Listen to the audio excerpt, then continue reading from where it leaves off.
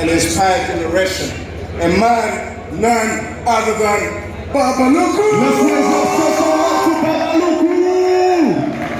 Let's give Babaluku a standing ovation, ladies and gentlemen.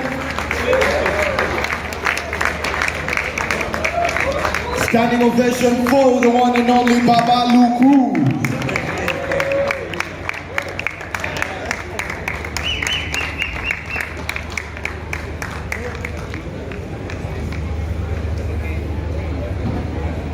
So you know, it's a beautiful thing to identify yourself.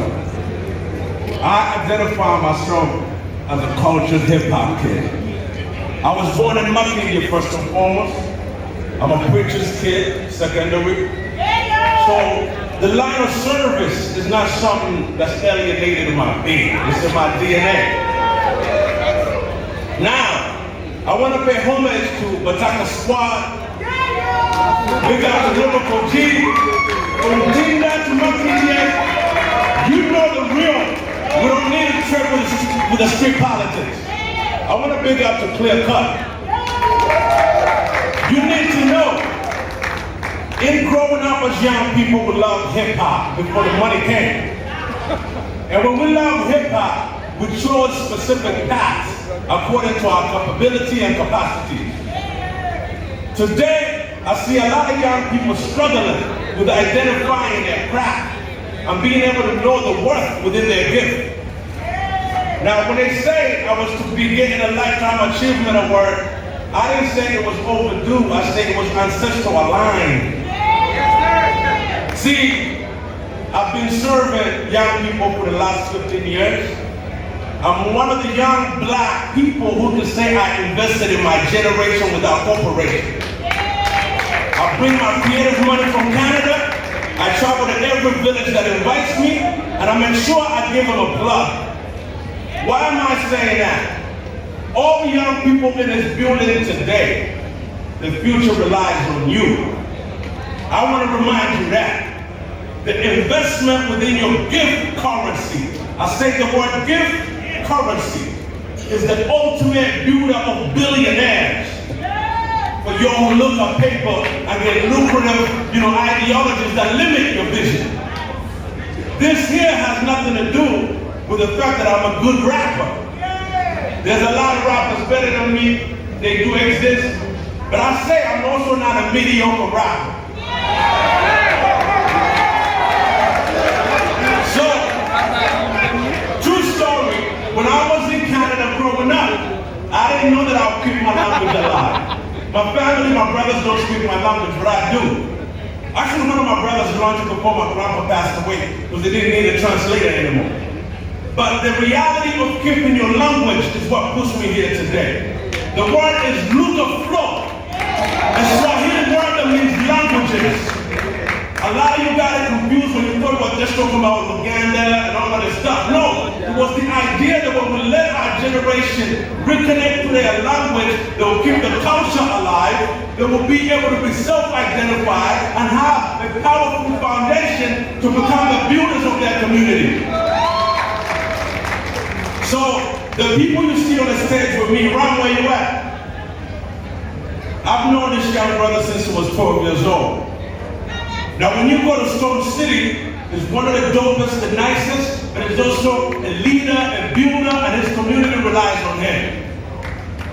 Big up. Gilbert. I met Gilbert when he was around 16, 17. He was a leader then. Of course, he's on his passion, is building with other organizations that still giving back. The idea is that when we get a chance to realize what our gifts are, it's not just to make money. Don't forget that. Because a lot of you in here come in the industry just thinking I want to get paid. It really breaks my heart to see a generation of Ugandans focusing their ideologies on capitalism.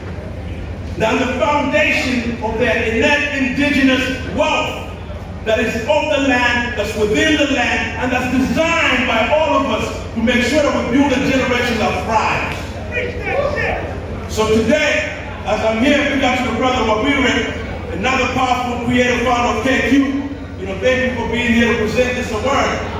I move with what I call, but I have my slogan I say is, I walk with passionate lions who are compassionate and looking forward to take care, build, and lead others into futures. People ask me, Babaluku, what do I do? If you know what I do in Uganda, I'll pay you $1,000.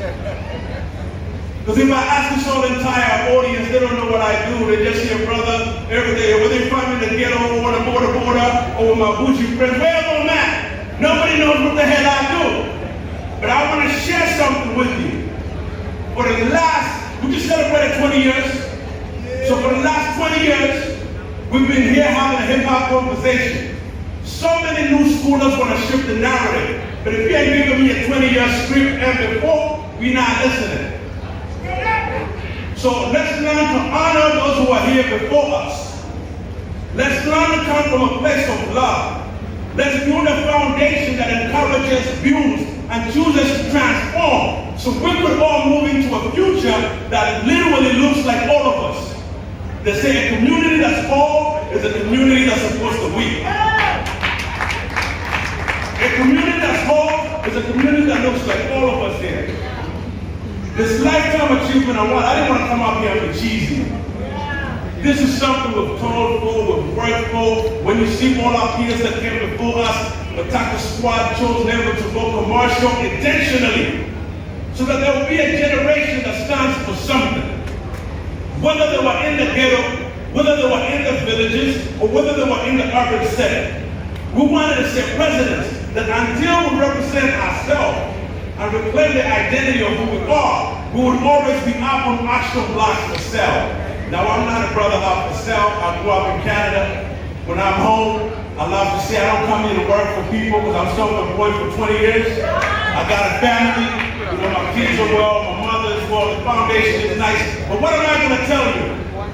We as a hip-hop family need to start honoring the culture loyally and bring the love that allows us to thrive, build, inspire, and create this kind of opportunities.